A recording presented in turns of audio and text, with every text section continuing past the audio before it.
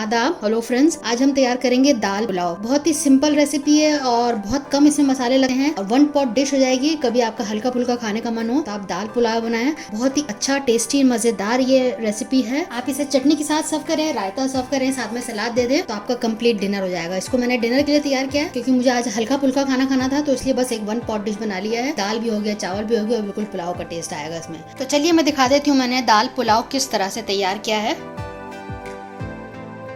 आप देख सकते हैं कितना खिला खिला चावल तैयार हुआ है। दाल पुलाव के आप इंग्रेडिएंट्स देख लीजिए। मैंने एक डब्बा बासमती राइस लिया है जिसको मैंने भिगो दिया था, और चने की दाल मैंने 3/4 कप ली है। आप दोनों बराबर भी ले सकते हैं, कम ज्यादा भी कर सकते हैं, वो आपकी चॉइस है। तो 3/4 कप चने की दाल मैंने ली है जिसको मैंने भिगो दिया है। इसको अच्छा खासा टाइम देकर भिगो देगा क्योंकि इसको गलने में टाइम लगता है। तो ये मैं कम से कम 3 से 4 घंटा मैंने भिगोया है। चावल तो आपका जैसा है उसके हिसाब से आप भिगो लीजिएगा, आधा घंटा 20 मिनट, लेकिन दाल को आप थोड़ा टाइम देके भिगोइएगा, ठीक है। बाकी जो और इंग्रेडिएंट्स हैं मैं आपको दिखा देती हूँ। एक प्याज को मैंने चॉप कर लिया है, 3 मोटी वाली हरी मिर्च ली है, कुछ खड़े मसाले लिए हैं जैसे हरी इलायची, बड़ी इलायची, दालचीनी, लौंग है। ये खड़े मसाले हम यूज़ करेंगे।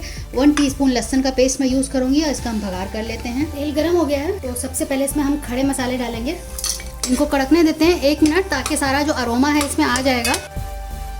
अब प्याज डाल देते हैं। प्याज को हल्का सा हम ब्राउन करेंगे।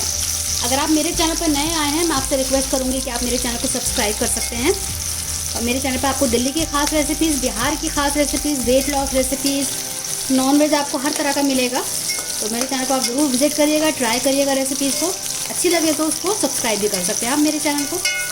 मैंने इस तरह के पुलाव की कई रेसिपीज़ डाली हुई हैं, आप मेरे चैनल पर चेक कर सकते हैं। मैं उनका वैसे आपको लिंक भी दे दूँगी डिस्क्रिप्शन बॉक्स में भी, और ऊपर एक आई बना हुआ आएगा, उस पर भी आपको मिल जाएगा। तो प्याज को हम हल्का सा ब्राउन करके इसको दिखाते हैं। प्याज हल्की ब्राउन हो चुकी है, इसमें से आधी मैं निकाल लूँगी, आधी इसी में छोड़ दूँगी। अब इसमें मैं 1 टीस्पून लहसुन का पेस्ट डाल रही हूँ। उसको भून लेते हैं, लहसुन के पेस्ट को। थोड़ा सा पानी डाल देंगे, 1-2 चम्मच, ताकि जो प्याज है वो गले नहीं, वरना उसका रंग खराब हो जाएगा पुलाव का। अब अच्छे से भून गया। डाल देते हैं चने की दाल। पहले चने की दाल को थोड़ा सा हम पकाएंगे इसमें, क्योंकि चने की दाल को गलने में थोड़ा टाइम लगता है। तो मिक्स कर लेते हैं। थोड़ा तेल के साथ भून लेते हैं, लहसुन के साथ। इसको नमक डाल देते हैं 1 टीस्पून, अभी बाद में चक्के और डालेंगे। थोड़ा सा मैंने पानी डाल दिया है इसमें। 7-8 मिनट इसको गलने देते हैं हल्की आंच पे। चेक कर लेते हैं एक बार। तो ये 60% गल चुका है। अब इसमें हम हरी मिर्च जो हमने दिखाई थी वो डाल देते हैं। 5 मिनट हरी मिर्च के साथ पका लेते हैं। इसको मैंने टुकड़ों में काट लिया है।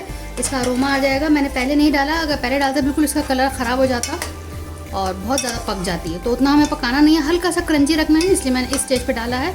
2-3 मिनट इसके साथ ही पका लेते हैं और इसको मैं ढक देती हूँ। बिल्कुल लो फ्लेम पर मैंने चने की दाल को गलाया है।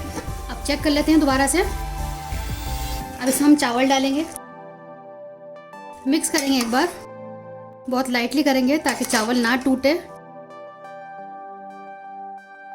तो बस अब मैंने इसको मिक्स कर दिया है। इसमें हम पानी डालेंगे।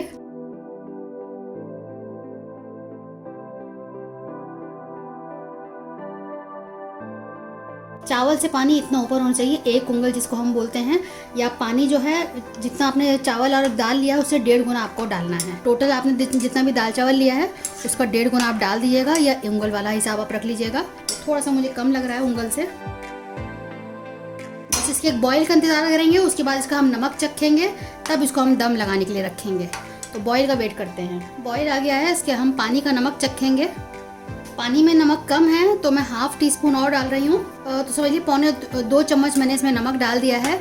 इस वक्त हमें पानी का नमक जो है हल्का ज़्यादा लगना चाहिए, क्योंकि जब चावल फूलेगा, पानी कम होगा, तो नमक जो ज़्यादा हमने डाला है वो बैलेंस हो जाएगा। तो इस वक्त बिल्कुल इंपॉर्टेंट है कि ये नमक इस वक्त थोड़ा ज़्यादा लगना चाहिए। तो अब इसके पानी सूखने का थोड़ा कम होने का इंतजार करते हैं। फ्लेम मैंने अभी हाई की हुई है। अब आप देखें कि चावल का पानी कम हो गया है, इसमें छेद से दिख रहे हैं। बस यही स्टेज पर इसको हम दम लगाएंगे।